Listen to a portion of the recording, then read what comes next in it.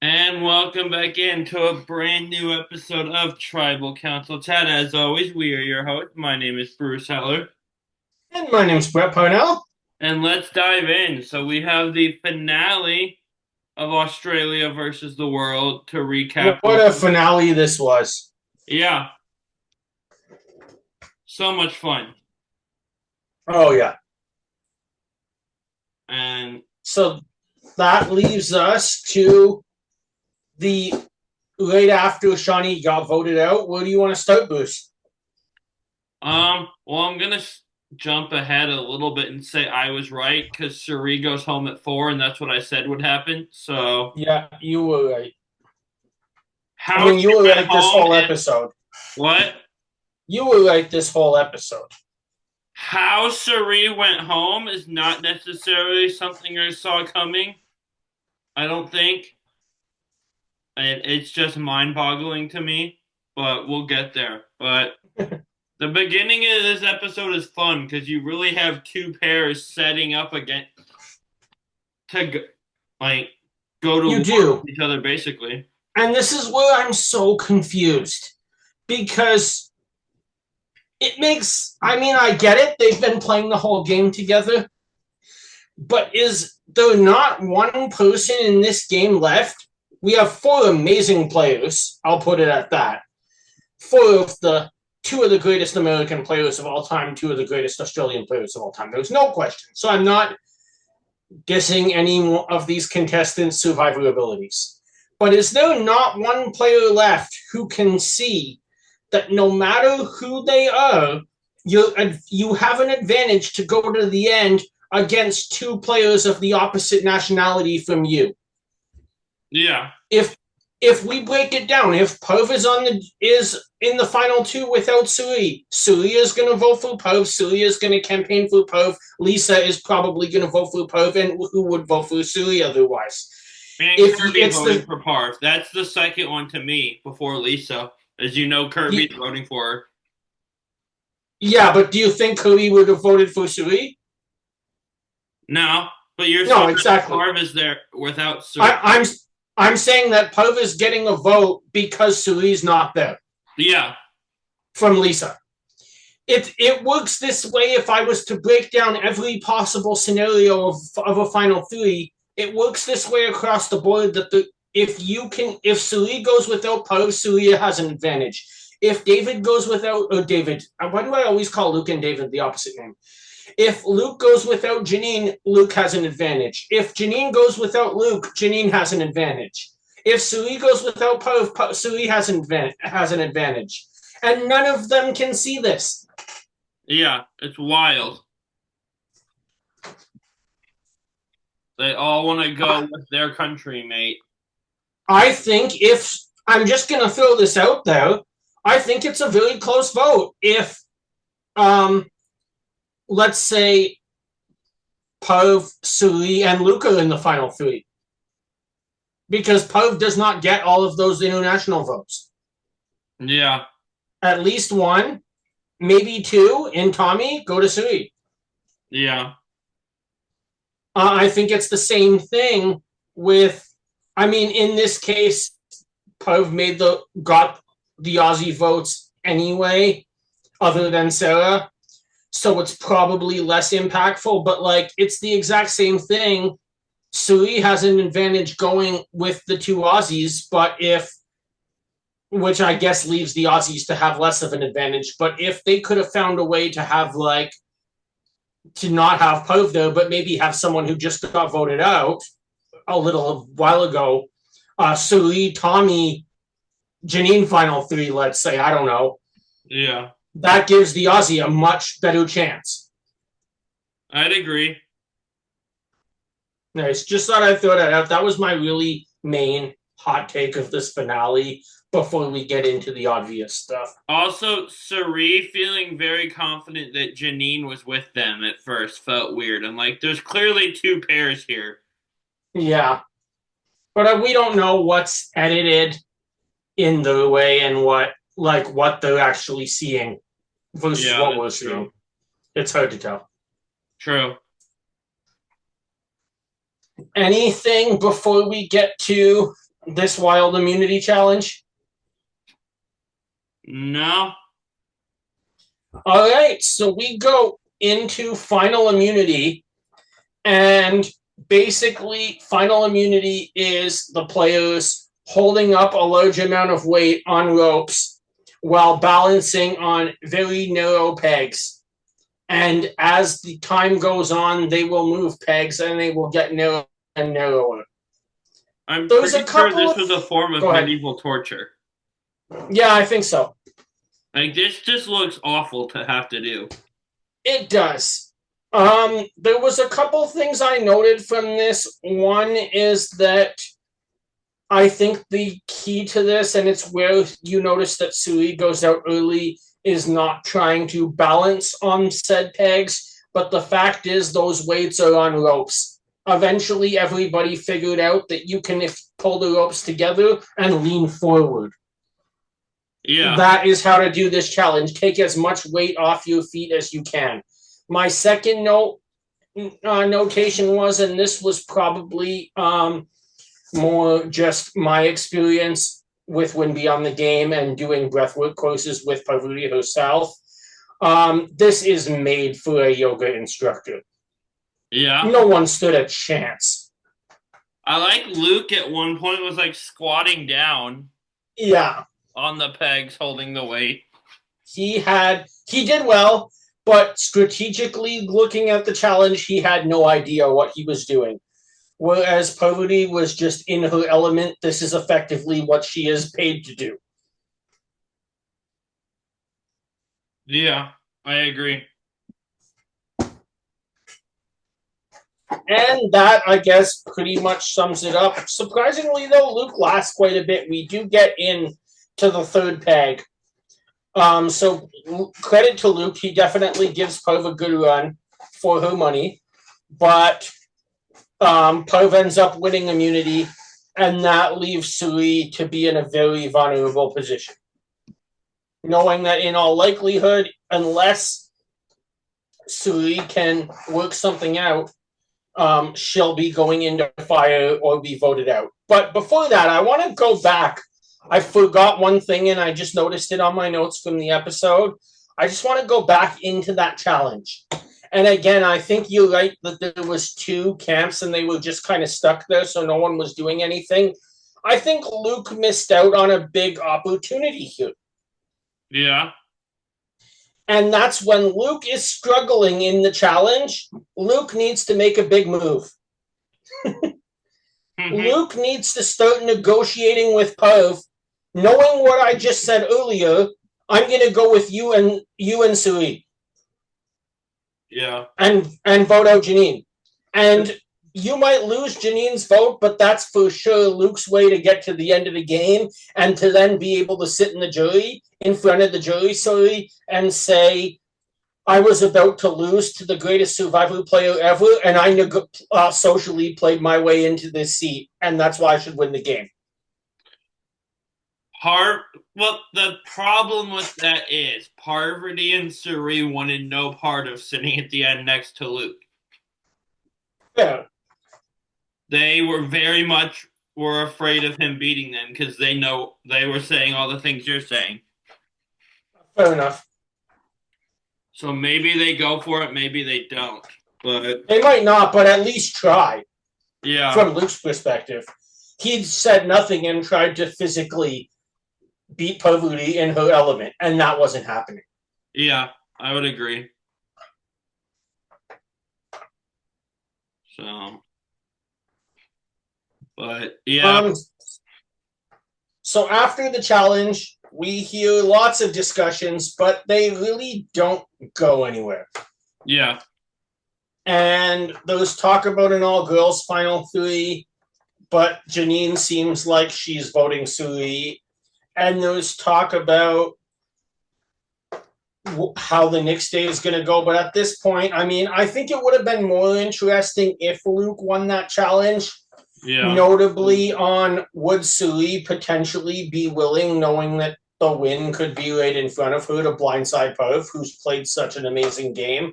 But the fact that Parv's wearing the necklace, I mean, at this point, who really cares? Yeah. the biggest threat in the game, start to finish. Never had a vote against her. Is going to be sitting in final three. Yeah. So But this brings us to something that was exciting. Do you remember when we actually had to have tie votes in order to have a fire making challenge?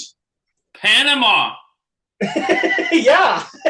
And who almost lost 20 the years ago, there in Survivor Panama, there was a final four tie vote that sent Cirie Fields home in fire. And That now is 20 true. years later, there's a tie vote at final four, and now on her fifth season playing Survivor, Cirie somehow still can't make fire. And before the audience thinks we can't remember our history, there's been many more Final Fours since Panama, but that was a certainly memorable one, especially with Cirie coming full circle. Yeah, no, I know. There's been a lot. There's been some since How Panama. I'm just we can't making the forget. Cirie connection because this Yes, baffles me. we can't forget one a few months after Panama called Becky versus Sandra. Well, that was more like an anti-fire making contest, but I Also, right before the Final Four fire making started to be forced, I think the last authentic fire making challenge we got was Cirie versus Aubrey. Or Cirie versus Aubrey, Sydney versus Aubrey. I'm so talking about Cirie the whole time. yeah, That was a good one. yeah, that was. And so, yeah, it's and like with the like weird like thing earlier where Jonathan said both tribes are going to tribal, then they both get there. He's like, "Oh, one of you gets to go home. Whoever wins fire." And Yeah. Cirie was terrible, worse than she was this time. Didn't get Oh, anything. yeah. I was just going to say, big credit to Cirie. Luke, I know, has a lot of experience when it comes to this sort of stuff, and she gave him a good challenge. She did, but like I wanted. She's like after that, she's like, "I know how to do fire. I can do it. It just didn't happen." I wanted to give her the benefit of the doubt. But after And it's like, losing again, I'm back to just being baffled that on your fifth time playing Survivor, you struggle this much with such a key survival aspect of the game. let me just ask you something, and we won't know this for many months. But Cerise says, like you just said, I know how to make fire now. Something we've never heard Cerise say. Do you think there's any chance that Cerise wins fire at some point in 50? No. You never know. I mean, it You would be never fun if know, they but she edited said, if they edited that in there for a reason. well, 50 hadn't happened yet, though. Yeah, but they could re-edit the show up until Saturday. True. Well, no, I'm talking about she said, I know how to make fire when she did, like earlier in the season. No, I know she said that, but I'm saying they could have edited it into the episode as Yeah. foreshadowing 50 if Sui might have told them something about 50. Just a And to guess. be fair to her, that fire making contest in Australia, well, in Samoa, but Australian Survivor, didn't even get a flame going. Did a lot better this time, but still, I'm just Yeah. baffled that this is continues to be a thing. Yeah. It's and she clearly I'm did great without having to be good at fire making. It's just it's such a basic skill in this game and of I'm survival. still not going to I know you dismissed it. I'm still not going to rule it out. I think there's a possibility that this could be foreshadowing 50. I think there's a possibility. I just don't trust. I would not bet money if Fair. sportsbooks started opening Survivor betting. I would British not put sportsbooks money have on survivor Cirie betting. winning a fire making contest against almost anyone that's not Becky or Sandra. British sportsbooks have survivor betting. That's funny. Yeah. Is it for our Survivor or do they have their own? I think their own only lasted one season. British sportsbooks, you can bet on pretty much anything. Reality TV, politics, you name it. Oh my gosh, political betting would. Oh my gosh. You want to know something Imagining even that. funny? And American election seasons are already awful because of how people are towards people they don't agree with. Add money and gambling into that. Oh yeah, in England that exists. Is their political climate as toxic as ours is, though? No, they bet on your elections. Well, that's just sad. You don't have anything better to do than watch our stupid elections. You want to know something funnier before we get back on topic? Yeah. In England, you can even bet on papal elections when they happened earlier this year. Bet no one voted on an American Pope being elected. Woo! No. Got one finally! I was hoping for that reaction when I told you that story. The idea of betting on politics is so funny to me, though. Yeah, in Europe, it's very normal. But back to Australian Survivor. So Cirie, like we say, doesn't win, but she gives Luke a good run. And really, at some points, you were starting to wonder, hey, could she pull this off? As Yeah. her fire is going up and up, and it's like, oh, Cirie might actually do this.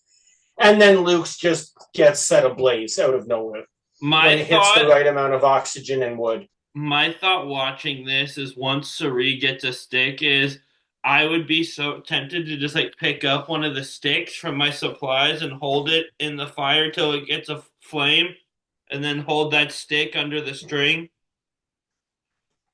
I'm sure Jeff's answered that question somewhere. I swear I've heard Oh, the I'm exact sure rule. it's not allowed, but I'd be so tempted Yeah. to. Oh, yeah. Same. Unless There's he something about your fire has to be on the base of the structure that they explain to them off camera. explicitly states it in the rules of the fire making, maybe I can break the challenge. So I think the rules of the fire making are explained without them being recorded in like a 15-minute explanation for the most simple thing. Yeah, that makes sense. Just so nobody can sue. Also, what if like the wind blows and a flame catches one of the little side things holding the string and then that collapses? I wonder. I don't think I've ever heard an answer on that. Every time I watch fire making competitions like this, my mind just comes up with the dumbest questions and thoughts. Yeah, that's funny. But after the fire making ends, we get another thing we haven't seen in a while, and that's Final Three Breakfast. Yes. This was fun. It was very fun. Anytime we can get champagne on a Survivor beach is always fun. You're not going to pronounce it all weird? No, Cass isn't in here anymore. Oh. If I was talking about what's going on at Ponderosa, maybe. It's the same drink, though, whether she's here or not. I know, but she was speaking French. And I am speak intermediate French. I can say some French words, but they're basically food words that everybody knows, like baguette. And I can say yes, Nice. with oui. That's right. And Eiffel Tower. And Saint Louis. Your hometown is named after Saint Louis. Your hometown is named in French. Yeah. Founded by French. That's right. So there used to be a big run of French territory all the way from Canada to New Orleans. Makes sense. New Orleans has a whole quarter of their city that's French. It is. That is one fun place. I've been to that city to get on a cruise ship once. I've been there for like a couple hours. Oh, nice. So I went to Cafe Beignet and had a beignet and yeah, then walked around a little bit because I was with a group. Oh, cool. But yeah, I'd go back.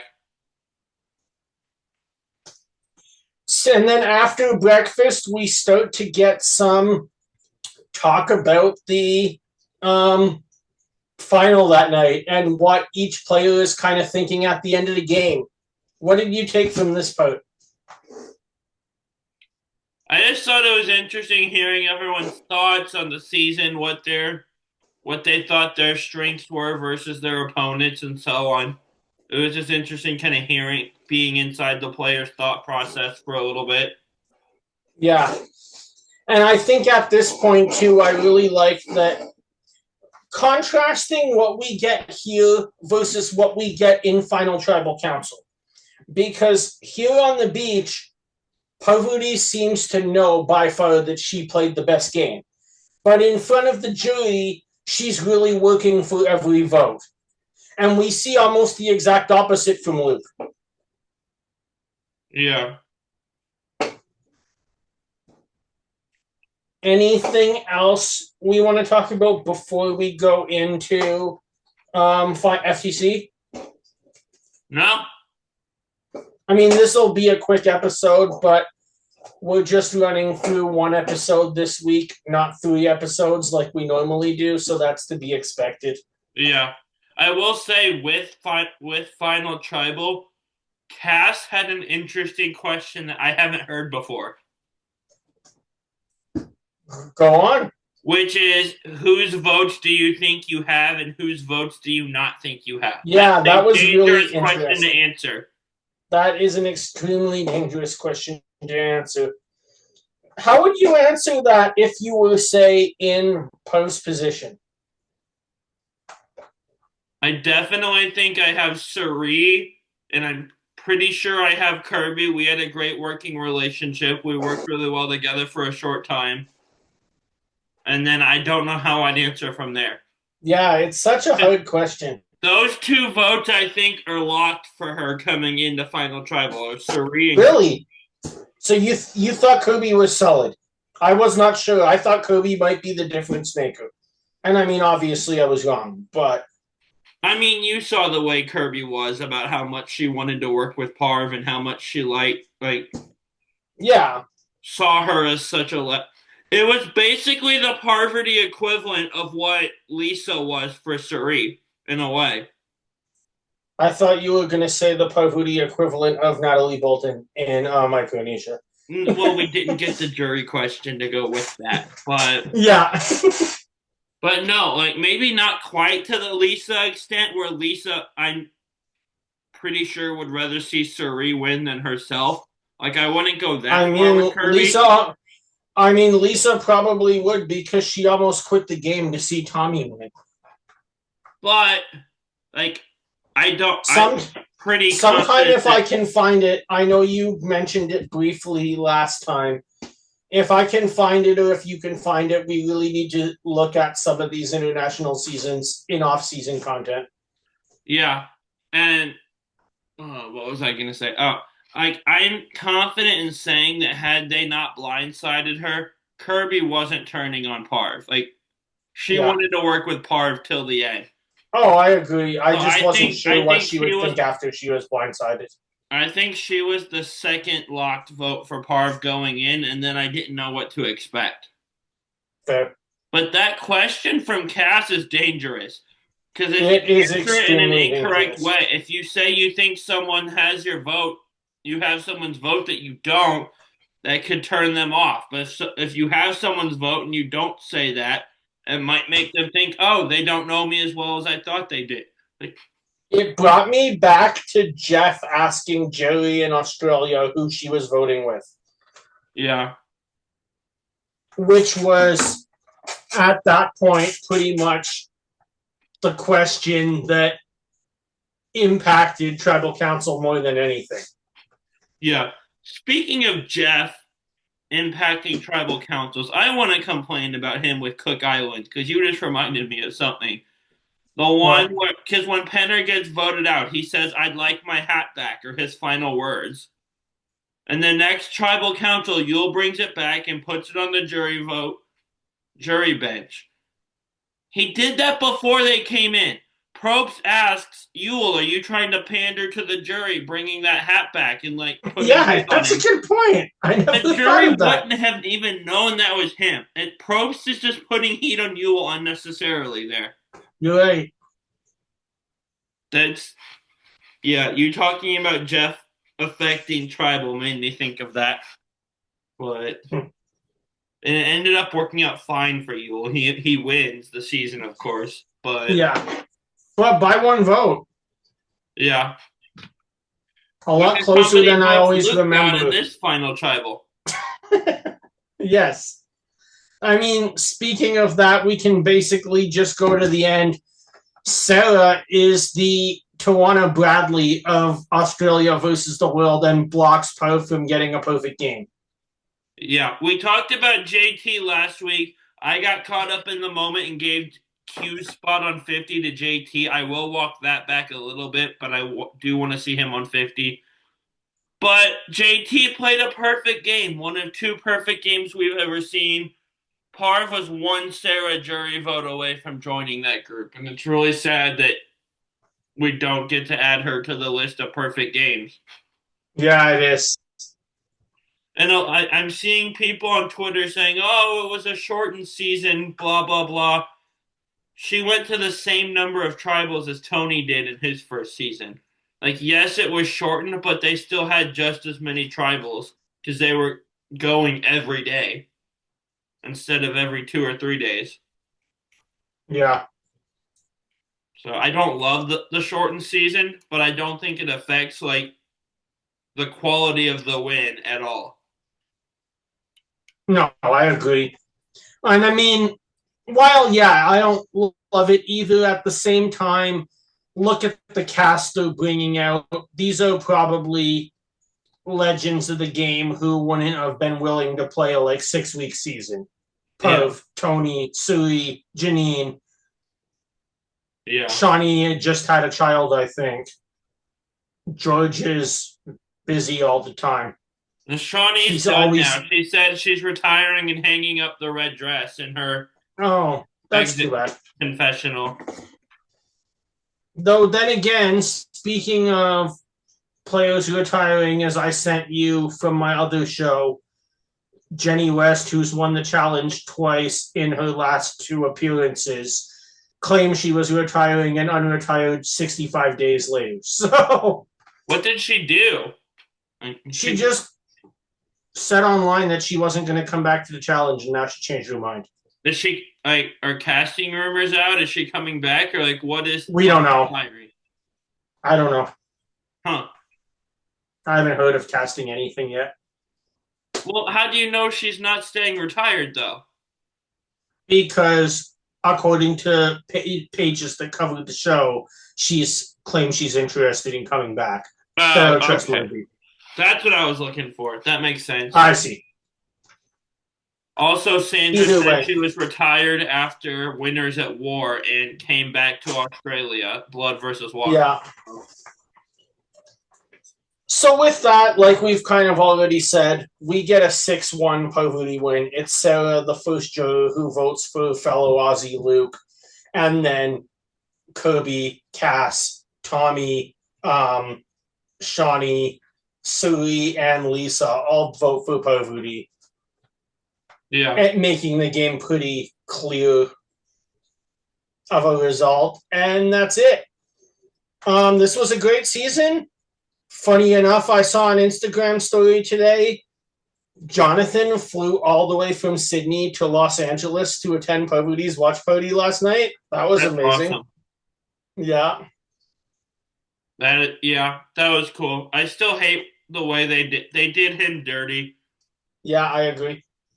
I've seen people and heard people say because of how they treated Jonathan, they're not going to watch the show anymore. Yeah. Depending on the theme or the cast of the season, I might still watch it. I like David. I think he'll be a good host, but I absolutely hate the way this was handled with Jonathan. Yeah. 100%. Blindsiding him was a terrible thing to do. Even if you're gonna let him go, like it could have been handled better. Yeah. And according to Jonathan, Kat Ederson's blind sides are fun is only true if you're on one side of it. I added the cat quote in there. He did not quote Cat, but it seemed like a fitting reference. That is a fitting reference. I'm pretty sure she stopped thinking blind sides are fun by the end of that tribal too. So Yeah, I think so. And if she didn't in that tribal, she definitely did a few years later on Redemption Island. Which, by the way, y'all, on our draft episode that recently released, I mentioned possibly using more recruits. And an argument that was like used in caution against recruits was Kim was the one non-recruit on One World, and look at the rest Yeah, of the I said cast. that. We got Cat out of that. I just realized that. True. Great player as far as entertainment goes. I don't think in that season, though, she quite knew what she was doing. It came to her by 27. She didn't know what she was doing in her second season either, to be fair. I guess. Like I was trying. the Bruce, I most was trying to be memorable thing nice. from her second season is her quote, "He's gonna break up with me because I didn't make the merge. Who wants to date someone that doesn't make the merge?" Well, that's better than a completely freaky moment with the loved ones visit. Well, again, I'm using Cat as an argument in favor of recruits now. Not a great game player, great entertainment. Yeah, but it's also a season that gave us Colton and Tarzan. So my point still stands. I love that Alicia doesn't even crack your list of arguments against recruiting. I But Tarzan I does. I forget that Alicia even exists. She's So female Colton. I've heard that. I haven't paid any attention to her off the show. I don't know what she's up to. I don't know where she is. So, I don't either, but on the show, she's basically the female version of Colton, and oh together they're god, insufferable. that is horrible. Yeah, you're right. I totally forgot that. Like I said, I forgot she existed. One World rewatch coming next Survivor off season. Oh god, we could. It's back on Paramount Plus in Canada now. Just do a stream Remember and how I rewatch told you it. that they were dropping seasons in Canada? We have season 1 through 48 again. Nice. Now do the challenge. Yeah, we don't have any of those, any Amazing Race. How much of the challenge have you watched? Like, how far back? I've watched season 19 through the present, minus a few episodes at the time. Like now, the whole seasons are gone, but at the time I watched them, a few episodes were taken away because of the bear incident. Oh, yeah. And now it's just like the whole season is gone. Yeah. Was that the bunker season? No, I watched that season. It's War of the Worlds 2, the one Turbo wins that's gone. The bunker season's still there. That was fun. The bunker, like, I have a funny joke to tell you about that season after we get off air, but I don't we want to should make probably wrap political up our jokes. show. So, Yeah. do we want to do a line blindside? Yeah, let's do a line blindside first boot. Okay, you go first.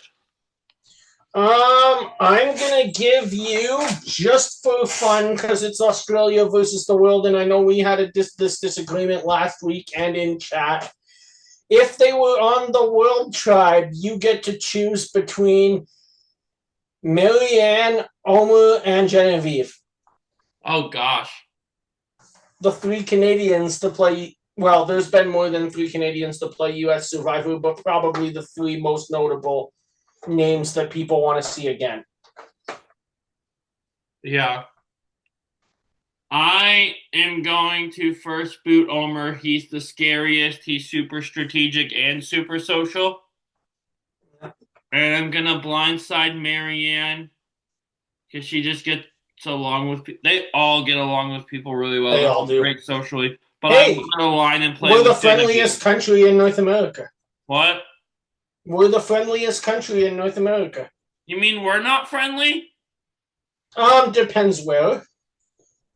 For the most part, no, though. The rest of the world does not think of us as friendly. I was joking. I would disagree with that. I would say most places I've been in the States are friendly. It's just that most of the world only knows New York City and LA. I was gonna say I've assumed the rest of the world thinks all Americans are like New Yorkers, or like how America thinks of New Yorkers. But yeah, I want to play with Genevieve, so I'm gonna align with her and blindside Marianne. And to be honest, Nice. no matter who I align with in this one, I'm losing. Fair enough. What about you? I'm going to agree with you completely there. Nice. Who are your three? So I am going to give you three people that Cirie Fields gave her jury vote to, because I saw this on Hmm. Twitter today. Nice. And I commented on it and said, hopefully D is next. So, because she has a good track record voting for winners. So you have Aris Buskowskis, Yep. Sarah Lacina, and now Parvati Shala. Interesting. I am going to align with Sarah. I'm going to, I'll just go into why I think that Sarah now has become a bit more controversial in the community. I think she might have a harder time to win. I'm going to blindside Iris. We never saw him on the jury. He's probably the clearest unsure of what to do. And I'm going to first boot Perv of anybody. Actually, I'm going to change my mind. I'm going to first boot Iris because I know nothing about him. I'm going to blindside Perv. I think if Perv was on the jury with our connection through her course, that she'd respect that move and vote for me. See, that's interesting because every other time I involve Parv in this, your answer is align with your life coach and have a win beyond the game alliance. Yeah. Switched it Well, up no, a on me. couple. I've said that sometimes, but I've also sometimes blindsided her to try to get her voted. But it depends who she's against. I always blindside her so I can earn the nickname Goat Slayer. Nice. And so I'm gonna do that. And my first instinct was blindside Sarah because I don't want to get to the end with her. But I think she's strong physically and can help my tribe stay away from tribe pre-merge. But then I realized I don't think Sarah would take being blindsided very well, and I don't think she would give me her jury vote.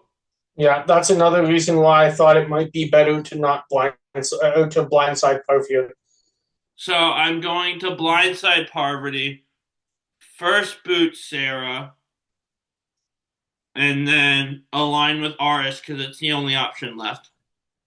Nice. Well, Yeah, this was a great episode and a really fun season.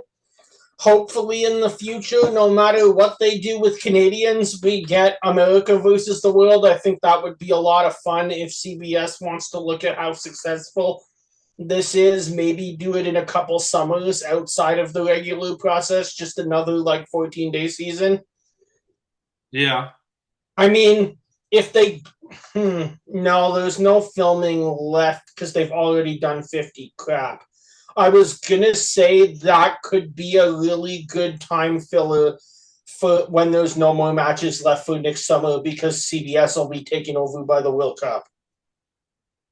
Mm. They missed out. They could do it like Challenge USA 1 and do it as a Paramount Plus exclusive Yeah, that's true. That and would be then fun. not stream it on Canadian Paramount Plus. I mean, Challenge USA is on Canadian Paramount Plus. Oh, It's did you just guys Challenge get the Flagship. first one as it was airing? Yep. We just Okay. don't get Flagship Challenge on Paramount Plus. Oh, because that makes sense. Yeah. All right, Don't everyone. ask. Grab your Grab torches your and head back torches to and head camp. back to camp. And next week we'll be back doing a cast analysis that we made sure that Kevin, amongst others, didn't get to see before the draft. And next season, next off season, be sure to check out our recaps of One World and Nicaragua. Bye, guys. Bye.